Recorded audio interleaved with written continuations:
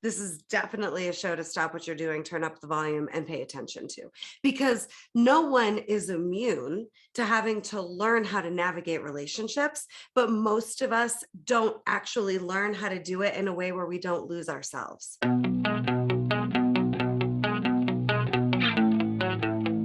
Mix 102.5, the best mix from the 90s to now. It's Big Papa in the afternoon. It is time for our Mental Wellness Wednesday. Life coach Rebecca Silence. New book coming out soon, Coming Back to Life. She's also host of Tougher Together, a breakthrough podcast. And she is life coach extraordinaire, Rebecca Silence. How are you? Hello, everyone. I'm so good. So glad to be here.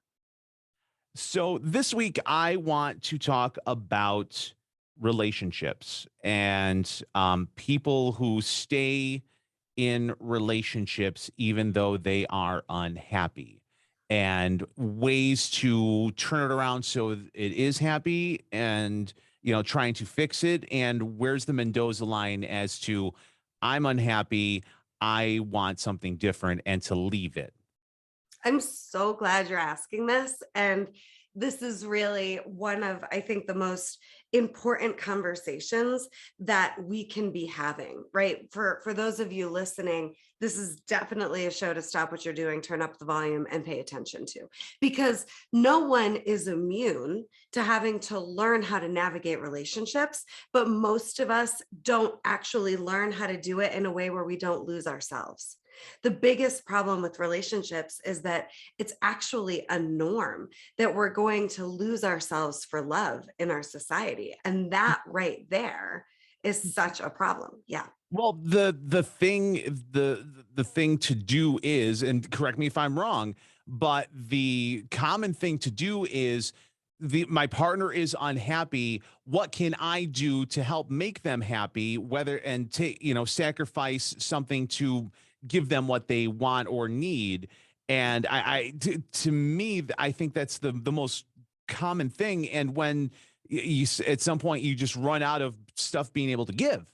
Or it's the opposite. So you're not wrong, but there's a flip side to that coin, which Okay. is I'm going to blame you for why I am unhappy, right? Like on one hand, people are trying to do everything in their power to avoid conflict in the relationship. When we're wanting our partner to be happy, what we're really wanting is there to be no conflict.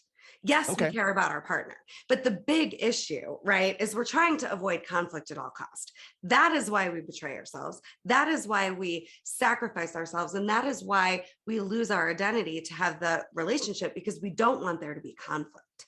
And it's both. It's me thinking my job is to please you, so there's no conflict, or it is your job to please me. And if there's conflict or if I'm upset, it's your fault.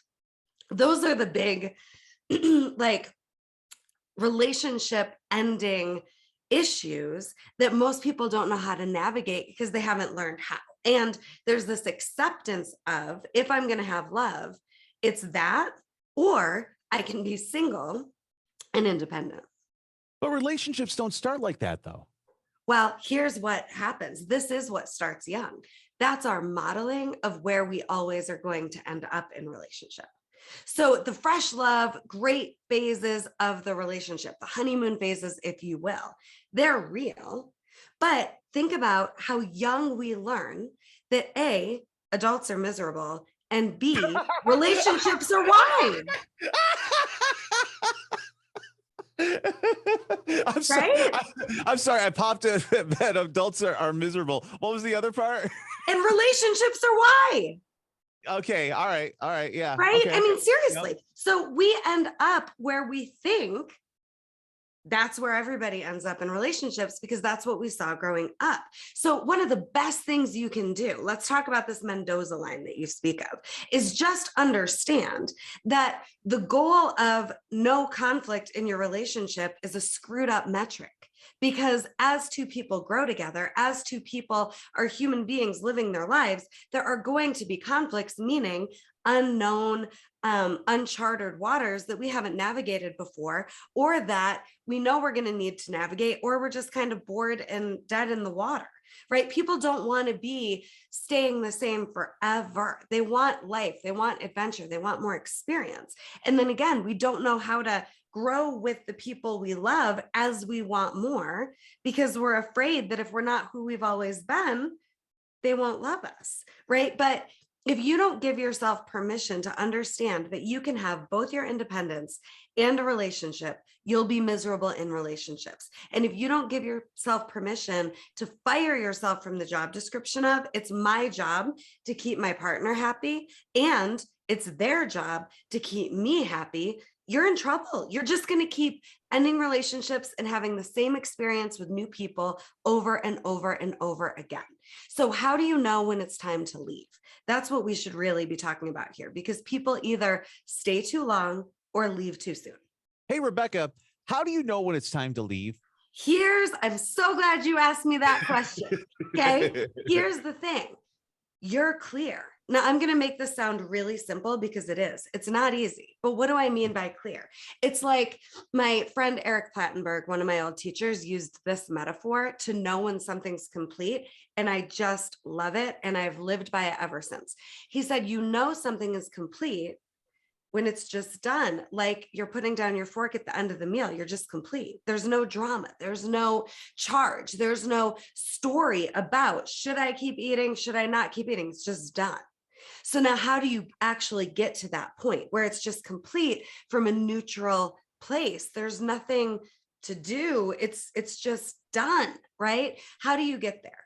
You look at you.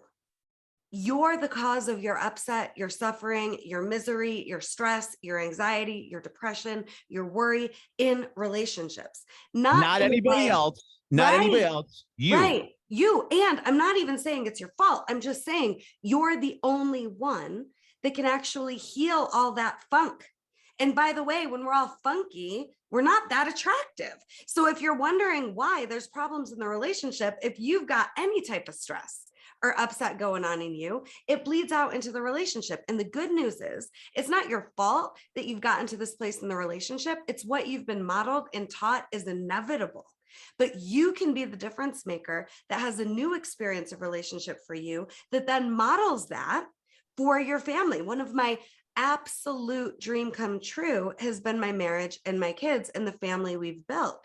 And by far, the marriage and family that I have built is my greatest accomplishment. And what I'm doing with couples and families every single day is helping them reinvent and recreate a new experience of marriage and family for them that's so far from what they saw.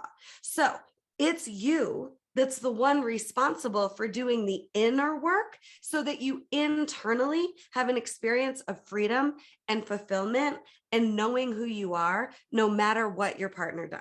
So if you haven't done that yet, get on the phone with me or hire another coach or therapist and start doing that inner work. Get support because it's never your partner's fault. And break up from you thinking it's your job to please, so there's no conflict. That's just a way to avoid what's going on in you. And then when you've actually done that internal work, that is when it's time to look at leaving. I do 2-day couples intensives that are basically either a way to help people just take what's working and build on it, or it's the Hail Mary pass to help people see if the marriage can last or the relationship or not. And one of my favorite things to do is help people gracefully break up. It's okay if you've outgrown the relationship, if you've gotten everything there is to learn out of the relationship, and if you're ready for more. But if you're not coming from a place of respect and love and gratitude for your partner, you didn't do everything you could do to learn as much as you can from that relationship. I'm a divorcee. I'm, very pro-divorce, but only once you've left no stone unturned. I had a lot more to learn, but I made it take longer and it was harder than it had to be because I didn't understand my first husband was showing me all of my deepest, darkest pain that I hadn't dealt with yet. The other thing, just very simply, that I say to couples when I'm vetting them to see whether or not they're a good fit to work with me, in the relationship, I look for 3 things.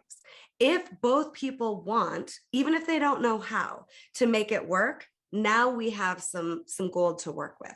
If there's someone in an active addiction not getting help, there's nothing I can do for that couple because the person in addiction is more in relationship with their addiction than this person, and they need help for that.